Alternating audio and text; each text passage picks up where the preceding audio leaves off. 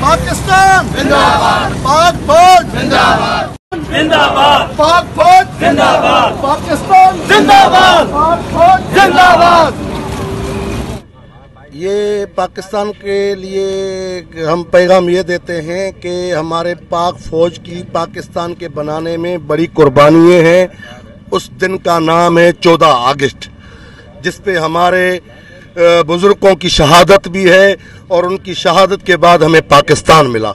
तो हमारा पाकिस्तानियों को यही पैगाम है कि आप घर घर से निकल के अपने वतन का झंडा उठा के जो पाकिस्तान के गद्दार हैं उनको दिखाओ कि हम पाकिस्तानी हैं और पाकिस्तान के सबूत होके और सपूत होके हमें ये पैगाम देना चाहते हैं लोगों को। जी साथ हैं, पाक फौज कदम बढ़ाओ, हम तुम्हारे साथ हैं।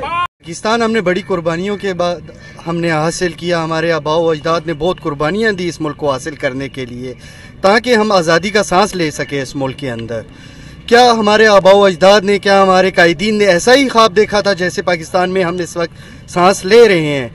तो मेरा तमाम पाकिस्तानी भाइयों से ये गुजारिश है कि खुदारा हम जिस वक्त तक आपस में इत्तफाक नहीं रखेंगे, इत्तेहाद नहीं रखेंगे, जिस वक्त तक एक कौम नहीं बनेंगे, उस वक्त तक हम बाकी दुनिया का मुकाबला नहीं कर सकेंगे। तो याद रखें हमेशा कि पाकिस्तान है तो हम हैं, अगर पाकिस्तान नहीं तो हम नहीं। हमारी ये पहचान है, तो इससे हमें बेपनाह मोहब्बत है।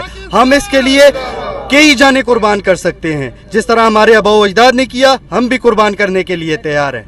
पाकिस्तान जिंदाबाद, पाक फौज जिंदाबाद, पाक फौज जिंदाबाद, पाकिस्तान जिंदाबाद, पाकिस्तान जिंदाबाद। ये जो मुल्क दुश्मनी के सबूत दे रही है, जो जमात अगर इससे बाइकाट कर रही है, इसका मतलब है उसको कोई भी इस्लाम से और पाकिस्तान से मोहब्बत नहीं है। वो तो दो कौमी नजरिए की से इख्तिलाफ कर रही है, जो हमारी मुसलमानियत की बुनियाद है। मुसलमान दो कौमी नजरिए पे बने हैं कि मुसलमान और काफिर दो कौमें हैं इस दुनिया में। और अगर वो जमात ये इसका बाइकाट कर रही है तो इसका मतलब है वो दायरा इस्लाम का इनकार कर रही है। तो वो दायरा इस्लाम से हम उसको बाहर समझते हैं। और पाकिस्तानियों को ये है कि यह हमारे लिए एक ईद का समा है।